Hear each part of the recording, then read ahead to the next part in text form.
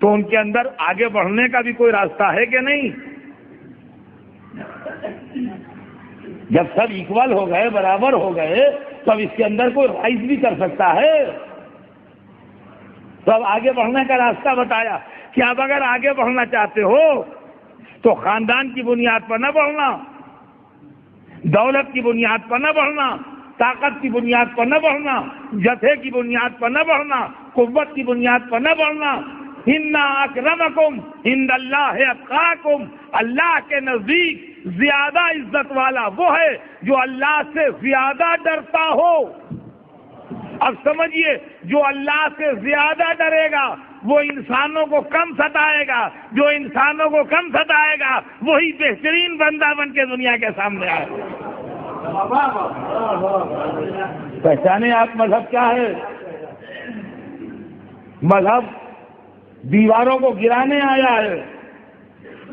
آج ہم نے مذہب کو یہ تصور دیا کہ یہ تو جھگڑالو چیز ہے، یہ تو فساد پیدا کرنے والی چیز ہے، یہ تو اختلافات ابھارنے والی چیز ہے۔ یہ جو اختلافات ہوتے ہیں، یہ جو جھگڑے ہوتے ہیں، یہ جو فساد ہوتے ہیں، یہ جو قتل و غارت گری ہوتی ہے، یہ سیاست کے کھیل ہیں، مذہب کے کھیل نہیں ہیں۔ اس کی بجائے یہ بھی سن لیجئے کہ مذہب مخالف طبقہ کیوں پیدا ہوتا ہے۔ جب مذہب اتنی اچھی چیز ہے کہ ہر ایک کو اس کا حق دلا رہا ہے، ہر ایک کے ساتھ اچھائی کر رہا ہے، ہر ایک کو پراپر رسپیکٹ دے رہا ہے، ہر ایک کو برابر عزت دے رہا ہے، تو پھر مذہب مخالف طبقہ پیدا ہونے کے معنی کیا؟ یہ تو چاہیے کہ آدمی دوڑ کے جلدی سے اسے گلے لگائے۔ مذہب مخالف ہمیشہ وہی طبقہ ہوتا ہے جو دوسروں کی کمزوریوں سے فائدہ اٹھاتا ہے۔ دیکھیے، میں آپ کے سامنے جو چیز پڑھ رہا ہوں اس کو آپ غور سے سنیں، اور جہاں جہاں میری آواز دنیا میں جا رہی ہے وہاں کے بچے اس کو غور سے سنیں کہ مذہب مخالف ہمیشہ وہ طبقہ ہوتا ہے کہ جو انسانوں کا استحصال کرتا ہے، انسانوں کی کمزوریوں سے فائدہ اٹھاتا ہے۔ اس لیے کہ ابھی تک یہ 10 آدمی جو تھے یہ سمجھتے تھے کہ ہم اطہر صاحب کی خدمت کے لیے خلق ہوئے ہیں، اور اطہر صاحب بھی یہ سمجھتے تھے کہ یہ 10 آدمی اس لیے ہیں کہ ہماری خدمت کریں، اور ہم اس لیے اللہ نے ہمیں بنایا ہے کہ ہم ان سے خدمت لیں۔ یہ تو ان کا پیدائشی حق ہے کہ ہماری خدمت کریں، اور ہمارا پیدائشی حق ہے کہ ہم ان سے خدمت لیں۔ اب جو ایک آواز آئی کہ یہ 10 آدمی اور اطہر صاحب 11ویں سب برابر ہیں، تو اطہر صاحب کے مرچیں لگ جائیں گی کہ نہیں کہ ہمارے پشتینی خادموں کو ہم سے چھین رہے ہو؟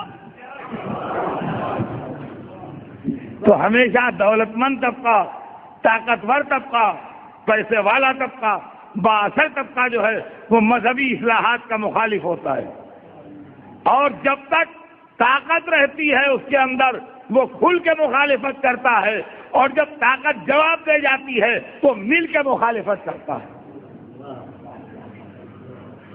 عزیزان گرامی، یہی اسلام کی کہانی بھی ہے۔ جس وقت حضور سرور کائنات نے مکے میں اسلام پیش کیا ہے تو مکے کے کمزور، مکے کے غریب، مکے کا ویکر سیکشن، مکے کے غلام، مکے کی کنیزیں اسلام کی طرف بڑھے، لیکن مکے کے بڑے لوگ، مکے کے مالدار لوگ، مکے کے سردار لوگ اسلام کے مخالف ہوئے۔ کیوں مخالف ہوئے؟ اس لیے مخالف ہوئے کہ ان کو یہ بات برداشت نہیں تھی کہ انسانیت کی بنیاد کے اوپر آقا اور غلام ایک کر دیے جائیں، انسانیت کی بنیاد کے اوپر کالے اور گورے ایک کر دیے جائیں، انسانیت کی بنیاد کے اوپر غریب اور امیر ایک دسترخوان پر بیٹھ کے کھانا کھائے۔ لہذا انہوں نے مخالفت کی۔ 20 برس تک رسول کے پیغام کی مخالفت سامنے آن کے کرتے رہے، لیکن جب حق کا سیلاب ان کو ڈبونے لگا تو انہوں نے فوراً اپنا نقشہ بدل دیا اور اب اسلام کے اندر شامل ہو کے اسلام کی مخالفت شروع کر دی۔ عزیزان گرامی، یہ ہے اسلام کی کہانی۔ اسلام کے اندر شامل ہو کے اسلام کی مخالفت شروع کر دی، ورنہ اسلام کہاں اور ملوکیت کہاں؟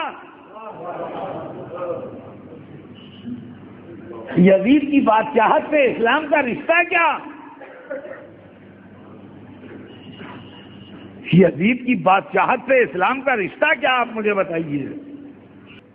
میں آپ سے پوچھتا ہوں اور سارے عالم اسلام سے پوچھتا ہوں، کب تک حقائق کو چھپائیے گا؟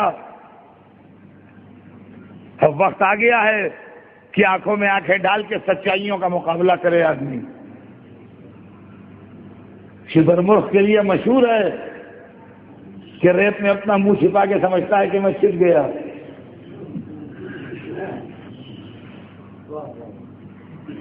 اور شکاری اس کو آسانی سے پکڑ لیتا ہے۔ سوچیے آپ، یزید کی بادشاہت سے اسلام کا رشتہ کیا؟ اسلام میں کہاں بادشاہت ہے؟ یہاں تو ابدیت پر ناز ہے۔ بھائی اسلام کی سب سے بڑی شخصیت، سب سے عظیم شخصیت حضور سرور کائنات کی ذات اقدس ہے۔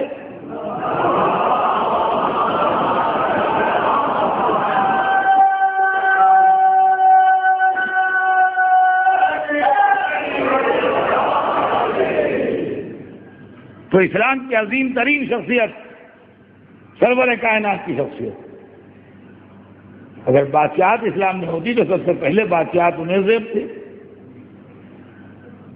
مگر وہاں تو بادشاہت ٹھکرائی گئی۔ جب اللہ نے ان کے سر پر تاج رسالت عظمیٰ رکھ دیا تو جبرائیل حاضر خدمت ہوئے اور کہا کہ اللہ نے تحفہ درود و سلام کے بعد ارشاد فرمایا ہے کہ ہم نے آپ کو مرسل اعظم تو بنایا ہی، مگر اس کے ساتھ ہم آپ کو ایک عہدہ اور دینا چاہتے ہیں۔ ہم 2 تمغے آپ کے پاس بھیجیں گے، ایک آپ لے لیجئے، ایک واپس کر دیجئے۔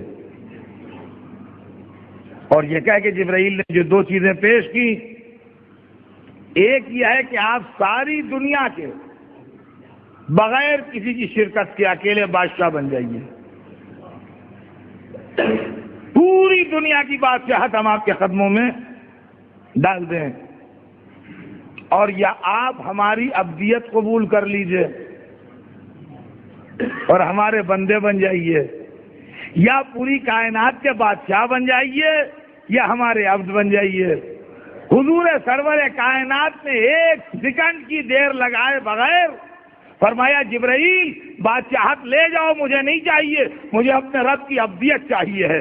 نتیجہ یہ ہوا کہ ابدیت محمد کو اللہ نے اتنا بلند کیا کہ نماز میں آج تک ہر مسلمان پڑھ رہا ہے وَأَشْهَدُ أَنَّ مُحَمَّدًا عَبْدُهُ وَرَسُولُهُ۔ صلوات بھیجتے ہیں